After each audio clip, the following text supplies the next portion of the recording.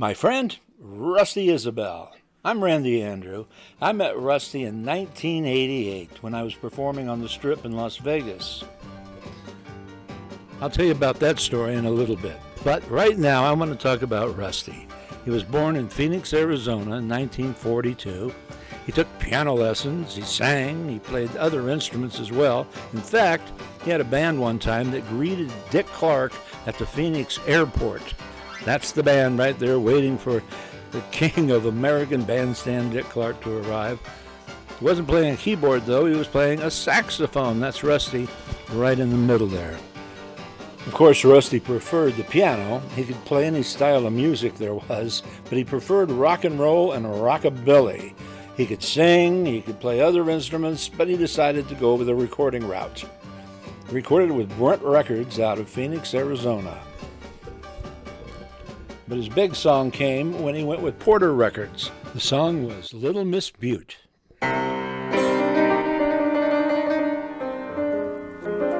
Little Miss Butte, she likes classical jive, but she can swing it too.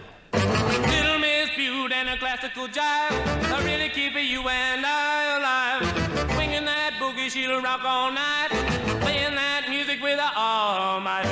Little Miss Butte and a classical jive. By 1961, Rusty was 19 years old and ready to take on Las Vegas.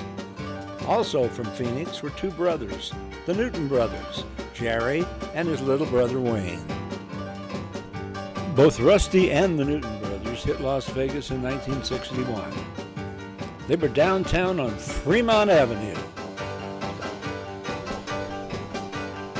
Now, Rusty was performing at the Showboat Hotel and Casino, while the Newton brothers were performing down at the Hotel Fremont. Rusty and Wayne were both the same age, and you couldn't be in a casino if you were under 21. Both of them were 19 at the time, and after their performances, they had to leave the premises. So, being from Phoenix and knowing each other down there, they got together for lunch and breakfast and dinner, depending on what time their show was over. After being at the Showboat on Fremont for several years, Rusty finally got out to the Strip. He was headlining in the lounge at the Castaways Hotel. For the next 7 years, Rusty appeared at the Castaways, and he coined the phrase, "I'll drink to that." In the late 70s and throughout the 80s, I was working in Las Vegas in several different shows, and I never had the chance to meet Rusty until one night in 1988.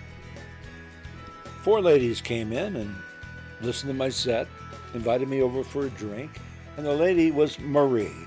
She was a nice lady, and she said, "You sing really well, but my husband can play Rings Around You on the piano." And I said, "Well, why don't you bring him in? I'd love to meet him." The next night, she did bring him in, and it turned into a 2-hour jam session, which would last almost 30 years. That year, Rusty and Marie invited me to their home for a Super Bowl party.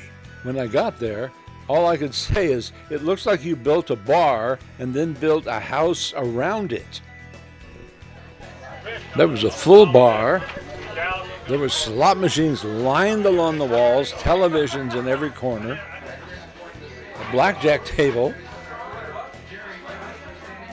We went out to a stage that had a grand piano and a set of drums plus other equipment up there, a pool table. You can see the slot machines.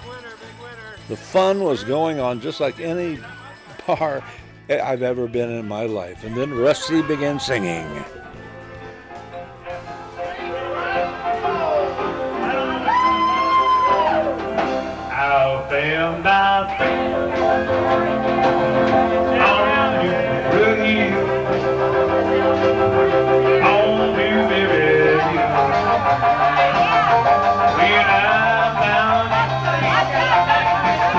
Rusty even invited me up to sing a song or two with him.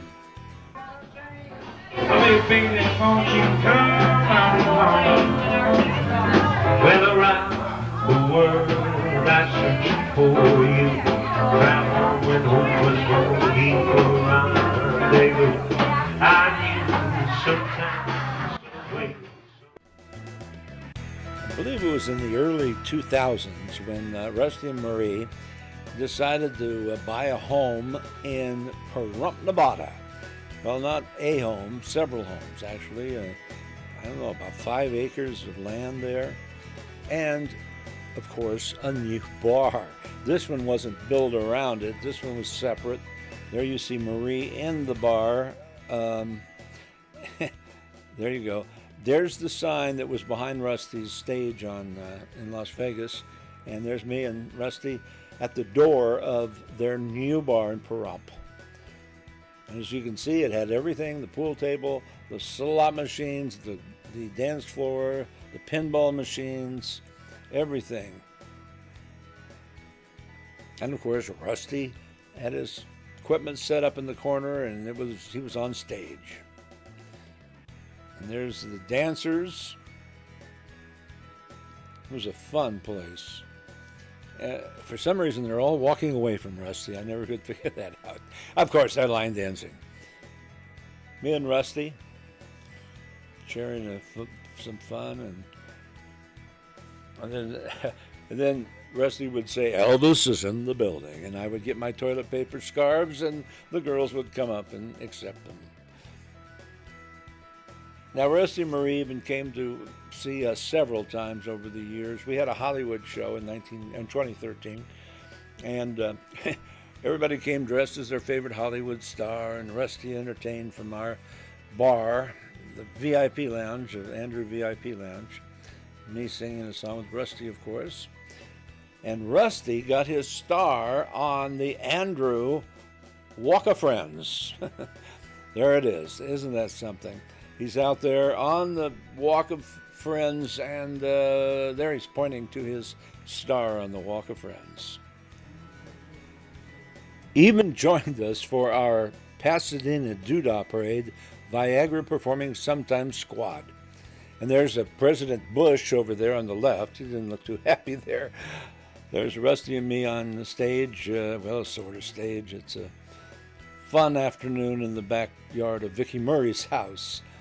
We had the Viagra performing puppets, and there's me as Dr. Dickie Doo and Rusty with his hat. And there's our group of performers from our show. This is one of our last pictures from Pahrump. Sing it, Rusty. Gonna miss you, my old friend. Oklahoma City, here's a mountain pretty well. Yeah, let's do next year.